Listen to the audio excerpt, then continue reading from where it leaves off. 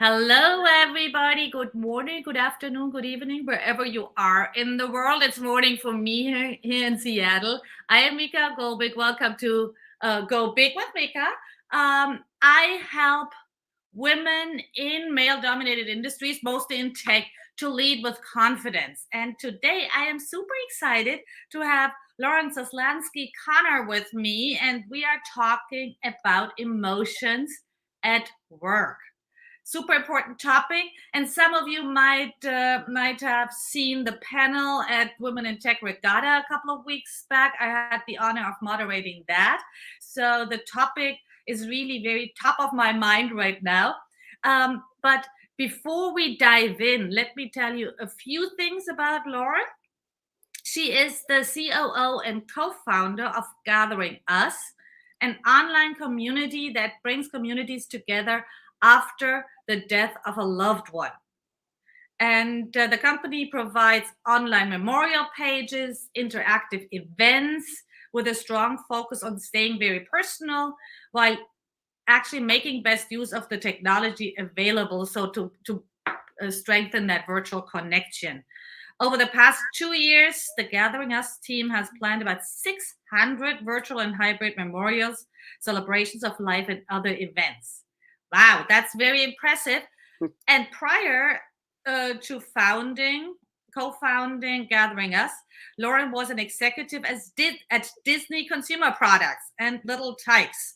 Plus, she has experience with several nonprofit boards, currently co-president of Burbank Temple Emmanuel. Emmanuel, is that? Emmanuel, yeah. Yeah.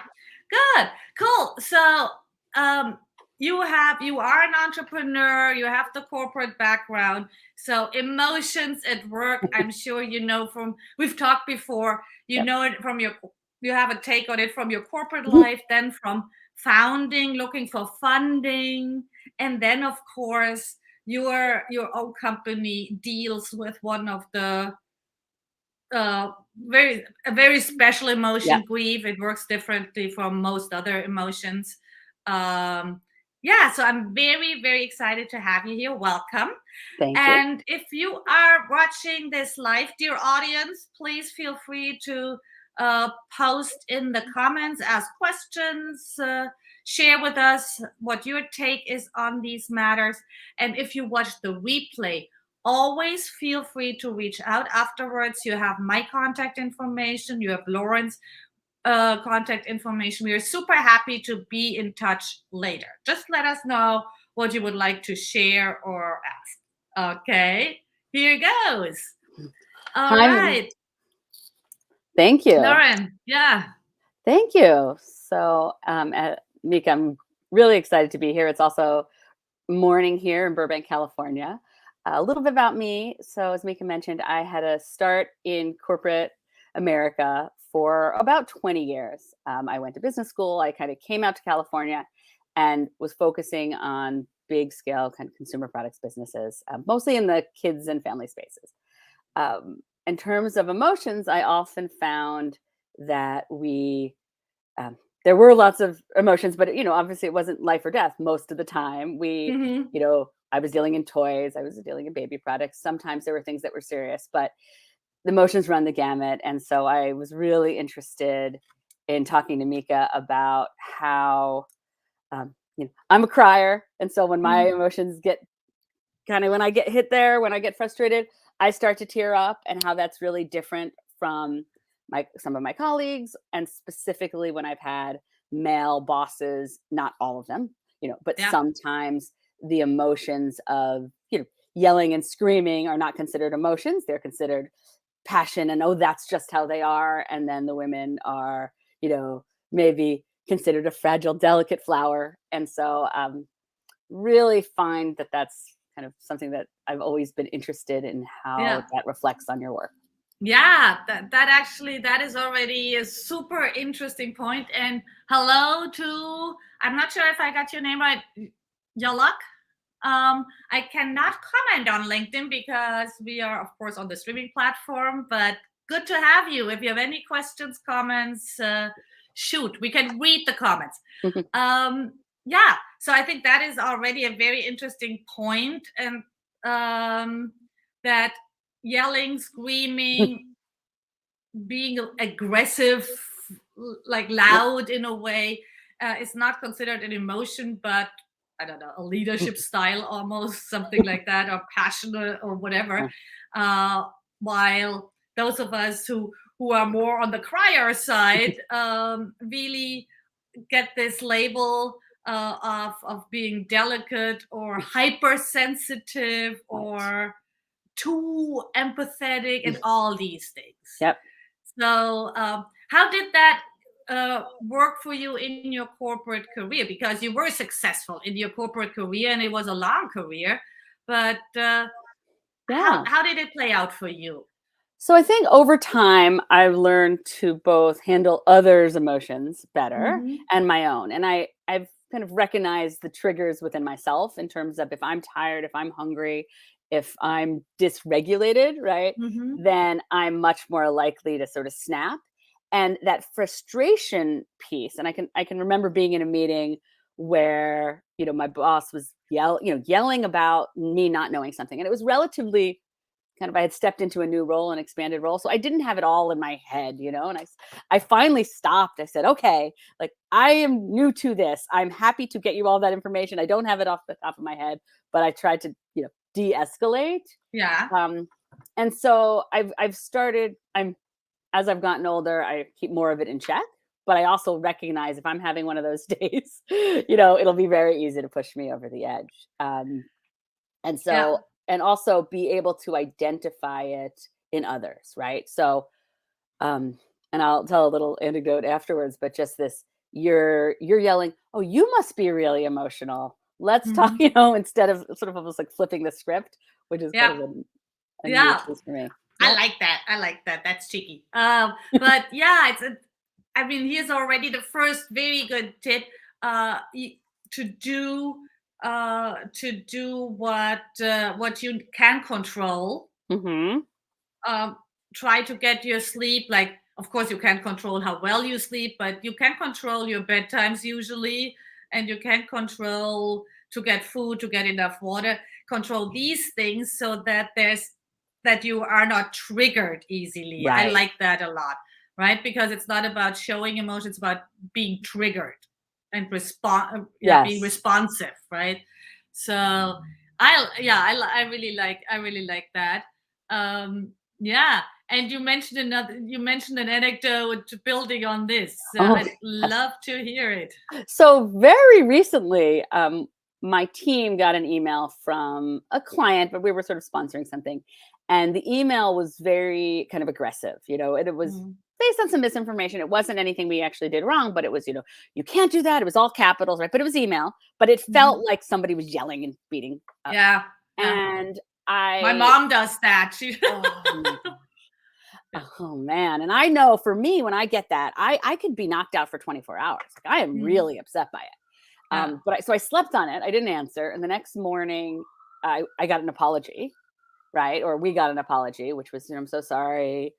You know, I reread what I wrote, and it didn't work for me. Basically, my Yeah. foot's in my mouth, and then I sort of said, thank you for your apology. I understand that emotions, that this is a really emotional time. Now, this was not an end of life Mhm. client. This was a kind of more of a corporate client. So it was different, but I said, our team is used to dealing with people who are high emotion, and I understand that this is a tough time. So thank you for understanding in your apology. And normally I would sort of almost like discount that emotion, and like I would first I get upset myself. I would Mhm. blame it on myself, right? And sort Yeah, of on yeah. that spiral. And so I did that a little bit, but I jumped out of it, and I thought, okay, this framing piece helps me with the next step, right? With this, okay, you're having emotions, we're having emotions. Most of the time in my work, I'm dealing with people who are very, very, very emotional because we deal with people who've recently lost a loved one. And Right. I find the same things apply. Like, you still need to, you know, de-escalate, empathize, Mhm. but we can't have people who are yelling and screaming at us. And so Right. the beauty of working with your own company is that I have that ability sometimes to say, no, we're not going to work with this person. Um, Yeah. but throughout my career, I have found that, right, when somebody kind of comes at me, I get really upset and sad, Yeah. and that hurts my ability to function. And I really Yeah. am keeping track of that more. Yeah, and that's kind of the thing with emotions at work, right? I mean, we are triggered by different things.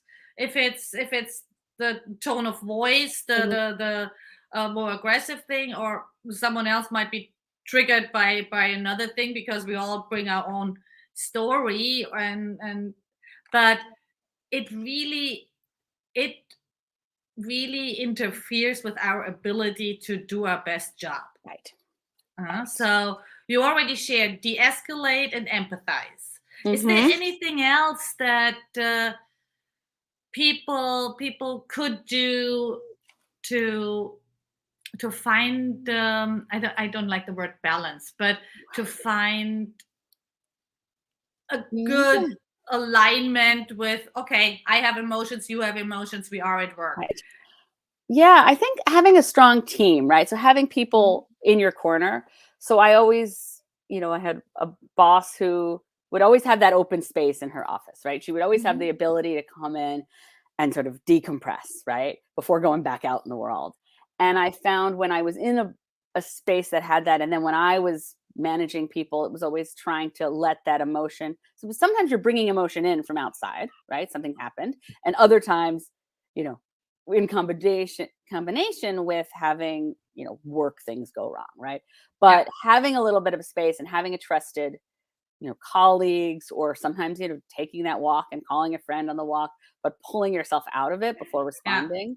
For me, I have found having the strong team and having the support around me and taking that break. It's like, I'm really upset about this. I need to reframe it, because once yeah, you're emotional, um, you can't be rational, right? I mean, I right. don't know anybody who's real, right? And so I always think about this piece of having that space. And I have been fortunate to have many, bosses, colleagues who are very, very, very good at kind of taking that down and going through and saying, whatever. I remember one boss saying to me, it's like, you have 100 balls in the air, one of them dropped. It's okay, right? Yeah, All right, get our yeah. confidence back and get back out there, right? And go in for another round. So I think that living that space is really important. Yeah, I love that. I love that. You mentioned something that I would like to segue to, that sometimes we bring emotion, some emotions Mhm. arise at work because we're triggered, Yep. but there's this other thing because we bring stuff to work. Yep. And I found an interesting point about this. I always find um, we see a lot of discussion around being authentic at work. Hmm. And I wonder, where's the okay, now I use the word balance between being authentic Yep. and having agency over what I share, because Right. it is very vulnerable, Hmm. right? So even if I have a strong team, Yeah. what do I have to share? Where can I still be authentic without oversharing? Yep. Yeah, Yeah. that. Right. Well, and Could it's you funny. talk a Yeah. little about that? Yeah. Yeah. I mean, one thing that came to mind is when you feel if you're too authentic, it's weaponized, right? It's Hmm. weaponized. So an example in one of these jobs where I, was yelled, and then almost like in order to kind of get out of it, in order to say, you didn't make me cry, right? Yeah.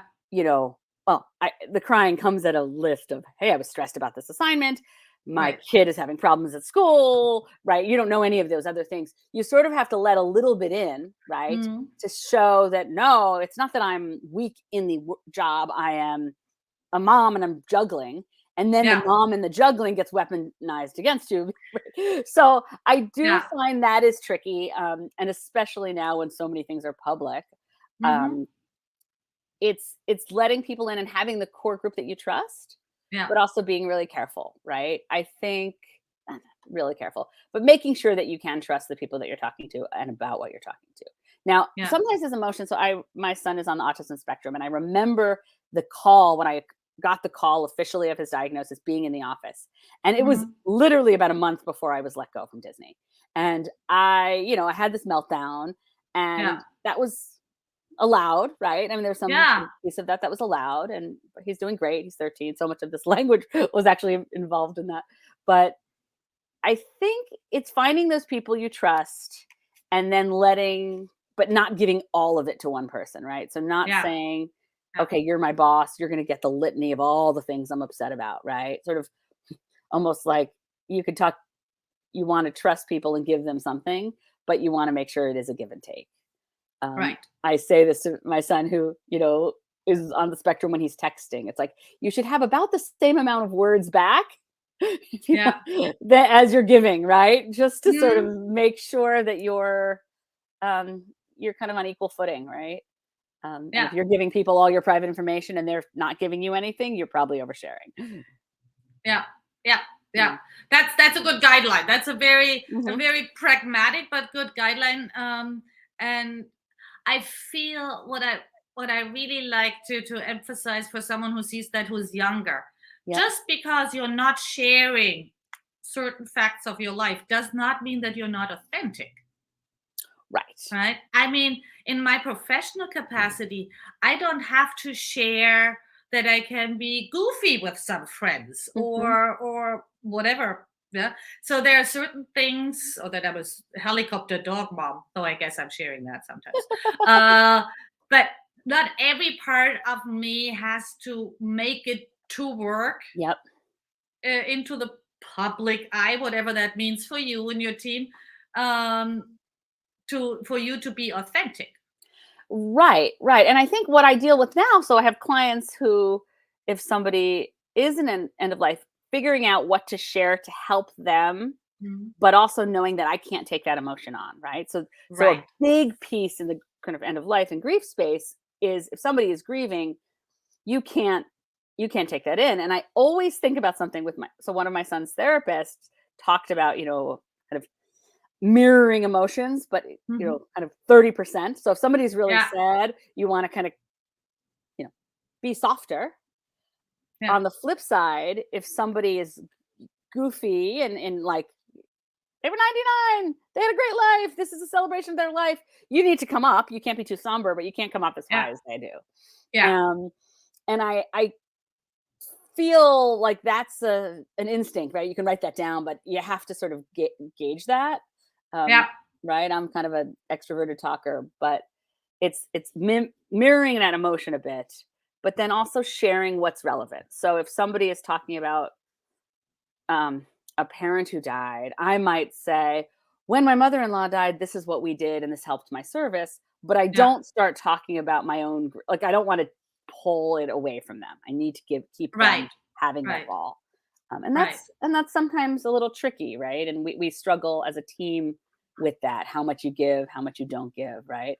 They want to know you're human, but it's their story, and you don't want to, you can't overpower that. Yeah.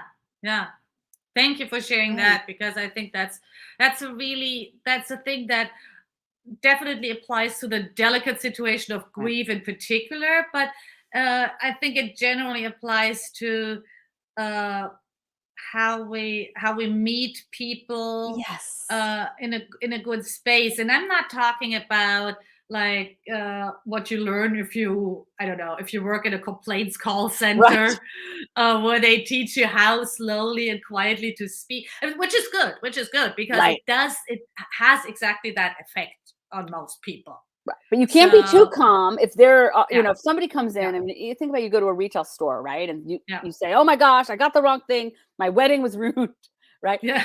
And in our case, in the toy business, it was always, we ruined Christmas, right? We always ruined Christmas, right? Of course. And it's like the mail was a day late, right? And so you can't say, it's okay, sir. It's fine. Calm down, right? Nothing pisses me off more than calm down, right? So you need to, oh, wow, that is rough. I totally understand that that's rough. Yeah. Let me see what I can do, but if there's a mismatch, they don't feel that they're being heard.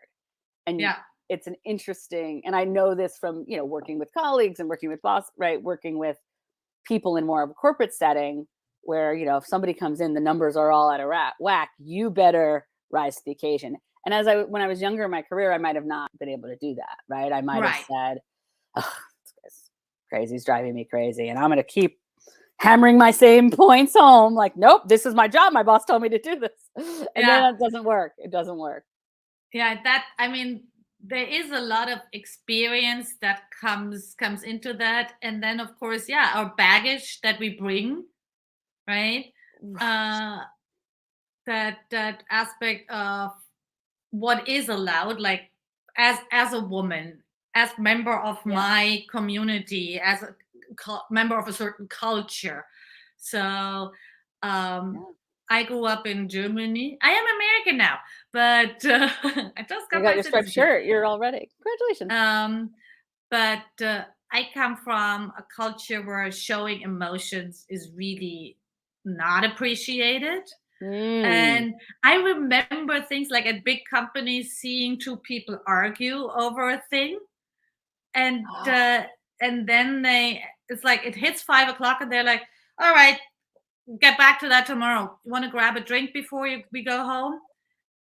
And for me, I come from a space where arguing at work doesn't is not taken too personally. I mean, sometimes it is, but Uh-huh. overall, I've seen so many examples of it not being taken personal that I Hmm. had a hard time moving to the US, where Yeah. I feel um, it's a different it's a different Yeah. culture, right? Especially, I mean, we are both on the West Coast, so uh, I have to regulate a lot more. Or now I've Mm. been here long enough, Yeah. but in the first couple of years, I triggered people with stuff. I'm like, why does that trigger them? This is not about Right. them. This is about the matter at hand. Right. Right. So there's a cultural difference that if that happens to you at work, you might want to consider as well. Right. Well, the cultural difference are not, I mean, you mentioned we're both on the West Coast. So I'm a New Yeah. Yorker. And when I moved to California, I mean, Oh suburbs, yeah, right? the Right. But similar. I lived in Manhattan, right? And Yeah, so it's different. There's emotion. But everything feels different. Right. yeah, And then I came out here and it was a little quieter, right? I'm the loud person in the office, yeah, right? It's quieter. Nobody's going out for drinks during lunch. It was just um, a different adjustment and much bigger than I would have expected. Everything from my yeah, clothes were wrong, right? yeah. My pedigree wasn't treated the same way I would expect it to be treated. Like very, very different. Yeah, And I as I remember yeah, that when I yeah. moved to the US for the first time in the 90s, and the only places I had known at that point, the only places I had been to were Chicago and New York. Hmm. And people are like, "Oh yeah, Chicago's fine, but New York people are so unfriendly." And I'm like, No. "What?"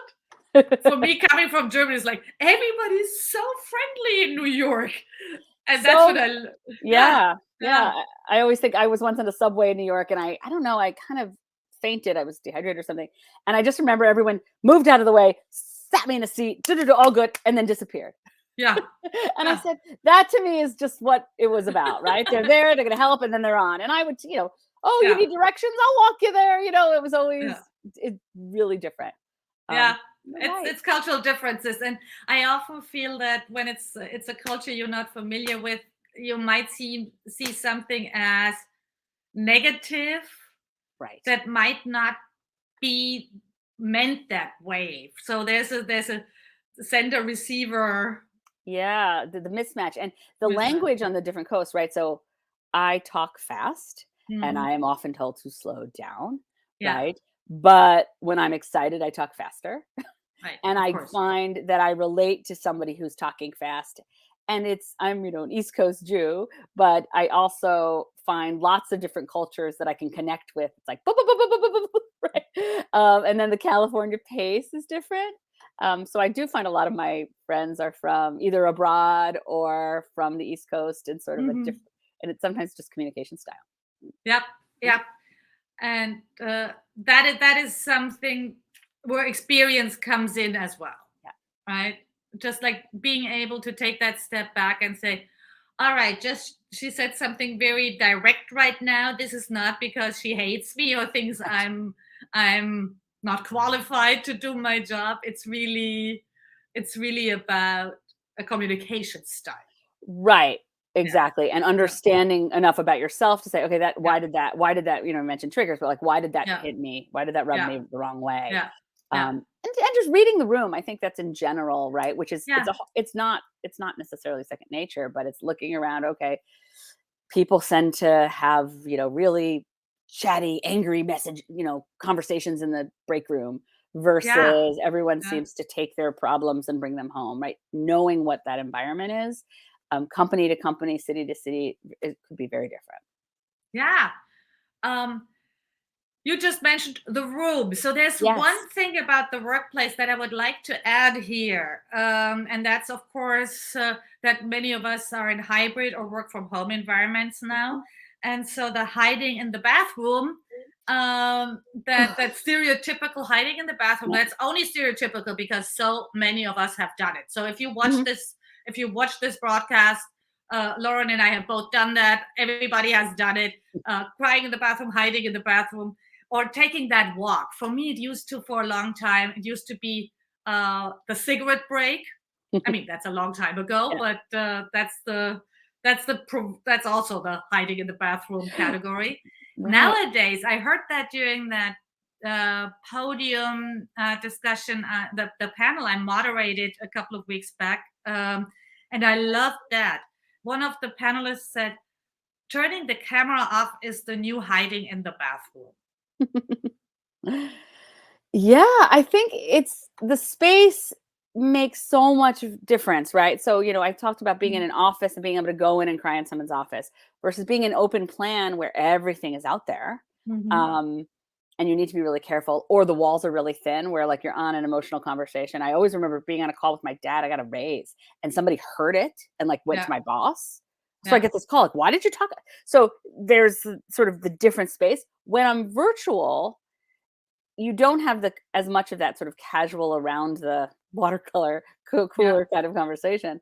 So turning off your camera, but also turning off your self view, I find is helpful, right? Yeah. Because I'm focusing on do my glasses work right and what's my hair doing, and so turning that off and being much more present. And if you're not seeing yourself, you don't sort of remember as much as that everyone else sees you, which is That turning ostrich off the self mentality. view. Yes, Yeah. please. People, I mean, I spend most of my day in Zoom meetings these days. Oh, not most, but yeah, many hours. I I turn the self view off in pretty much every one on one conversation.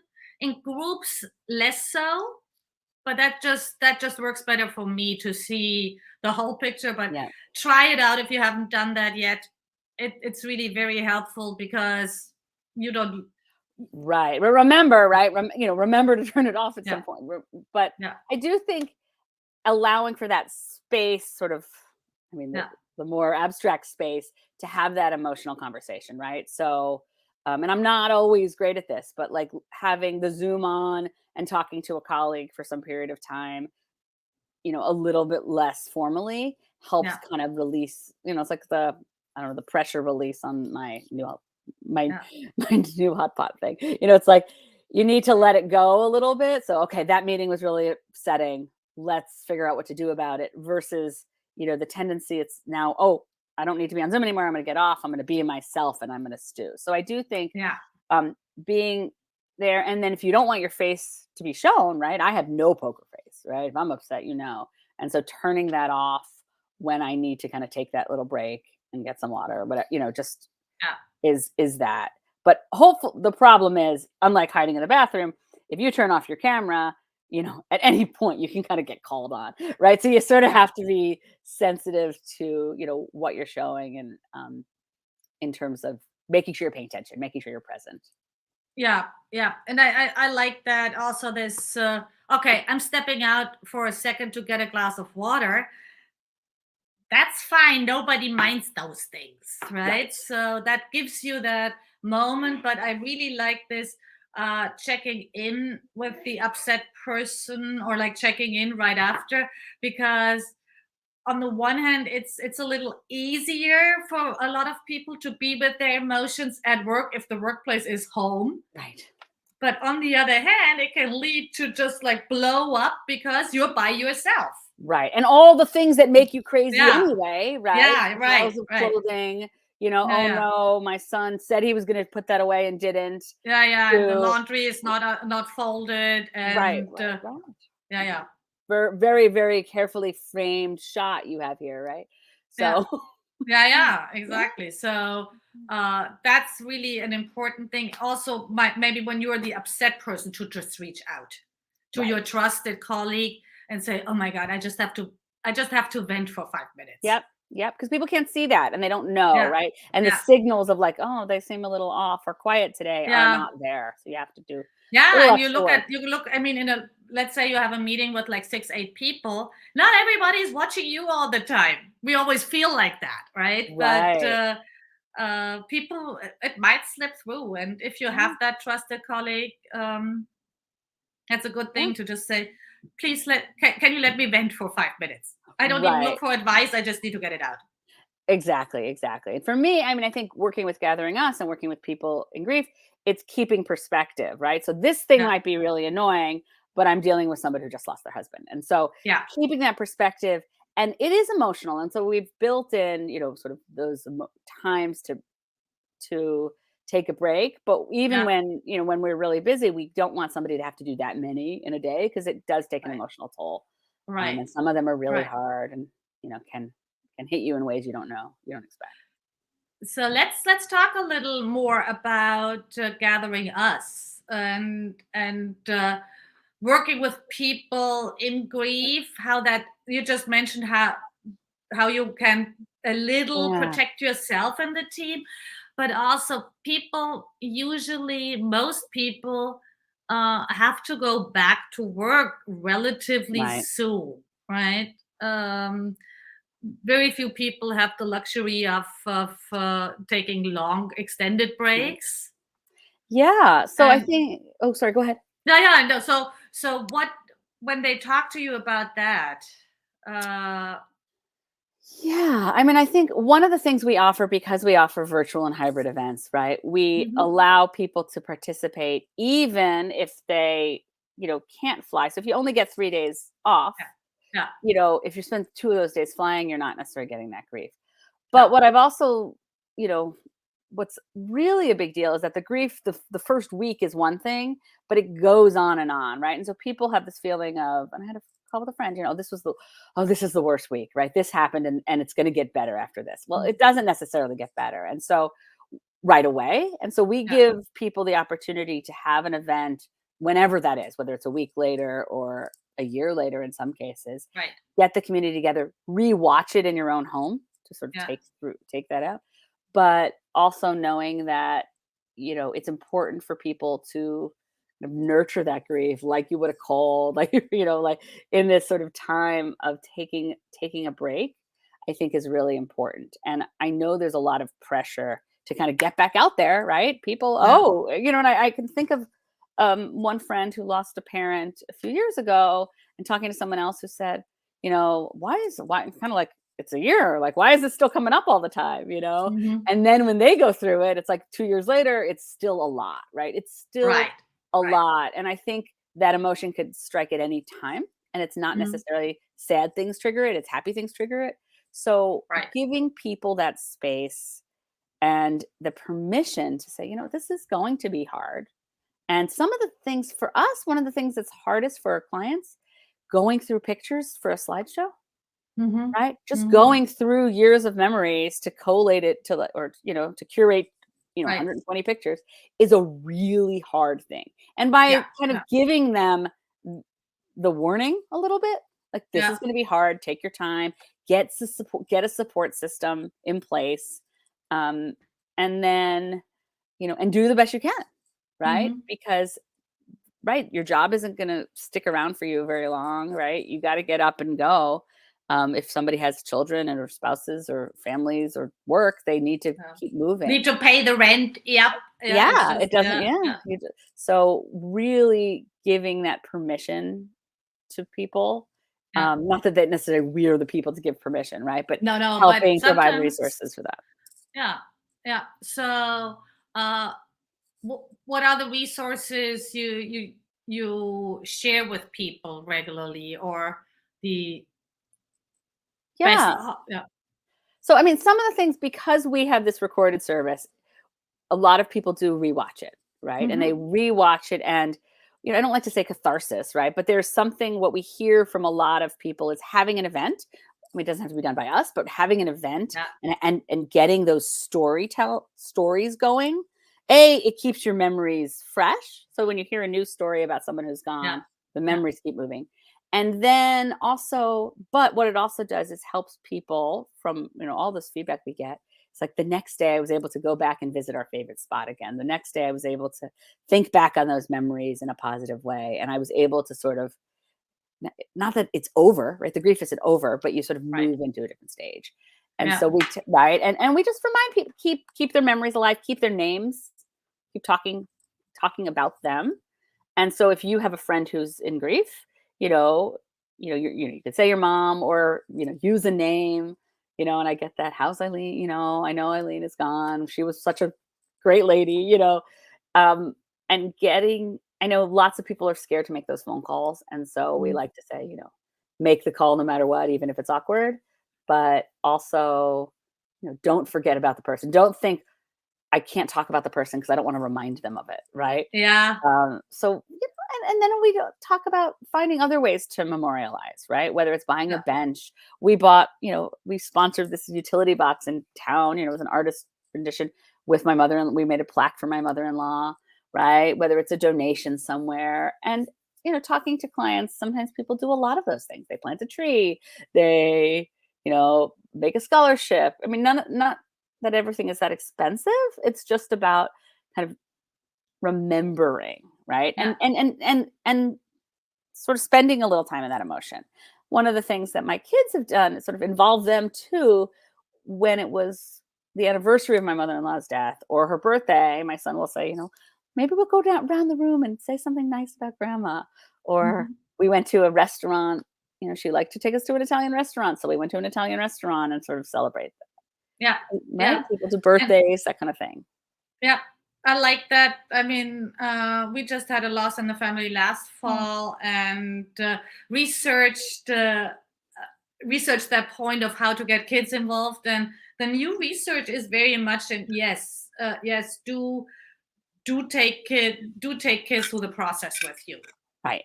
Yeah, yeah. Yeah. So yeah, so Very that's an amazing service you offer to Yes. people. And I really want to add, if you know someone in grief, reach out, because they can tell you if they need their time. That's the one point where people are usually pretty good about boundaries. That type of boundaries. It's more awkward when your friends seem to forget about you, and not, or your coworkers and friends don't contact you because, oh, I wanted to give you the space. I'm like, yeah, I can tell you. So Right. it will always be awkward, this conversation. So it's okay. Exactly. It's just awkward. But It's just awkward. And most, you rarely make a phone call and someone says, why'd you call? Right. And they don't have to answer, right? They don't have to answer. And I think it's also, if somebody is in grief, don't expect a response right away. Don't expect, right? Yeah. I think if somebody was telling a story, when somebody got mad, why didn't you tell me you were going through something? Like, don't do that. No, don't do that. They're busy. They're busy, right? They're busy and it's hard and you want to help, but there's no need to guilt them into not, you want to help. So offer to help what they need. And, and at work, the same thing. Don't guilt people. Don't judge them for going through grief for a longer time. Give them that space and check in when you do go through something, right? People come out of the woodwork. Oh, that happened to me. That happened to me. That happened to me. But you do want to give the people space. Whether that's days off, but also acknowledging, a month later, 6 months later, a year, there's still some things. Yeah. Thank you so much. Thank Was there you. anything we haven't touched upon that you really want people to know? Because then I would like for you to share that.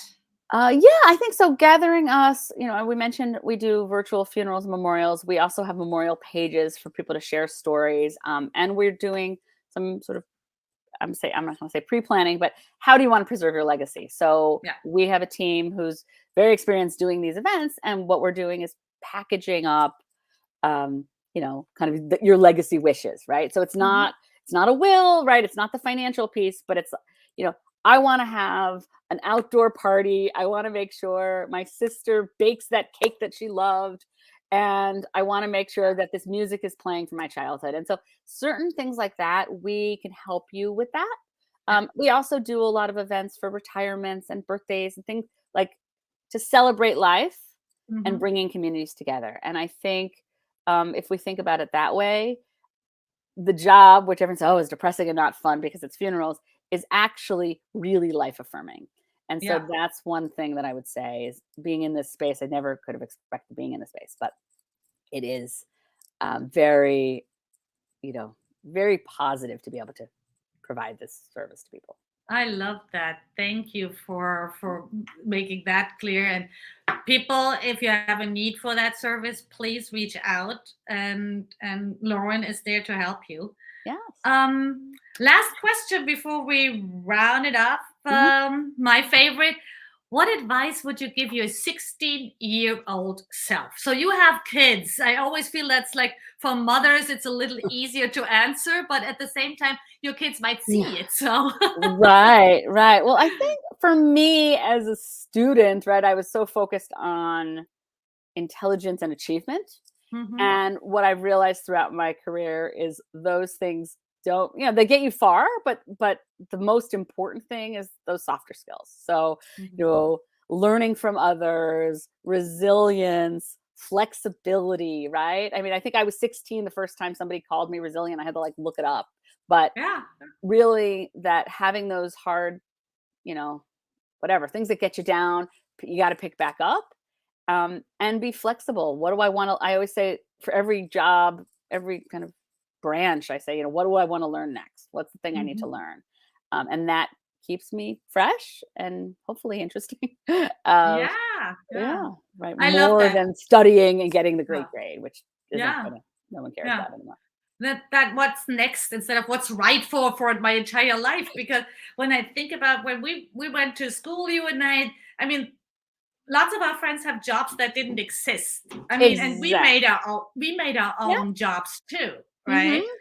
100%. I was a vice president of e-commerce, and 20 some odd years ago, I wrote a paper. One day we'll be able to sell things on the internet. I literally have this paper.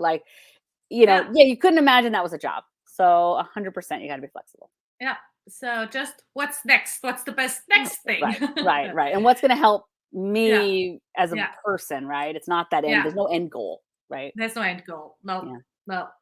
Thank you for sharing your wisdom, your experience, your stories with us. That was wonderful. If you watched this, please reach out. If you have any questions, comments, are interested in working with GatheringUs, Lauren's information is in the show notes here, and I can always connect you. Lauren is here on LinkedIn. If you see that on another channel, feel free to reach out. We'll get you in touch. Perfect. And thank you so much. It was great to talk to you. Thanks, Micha. It was great to talk to you as well.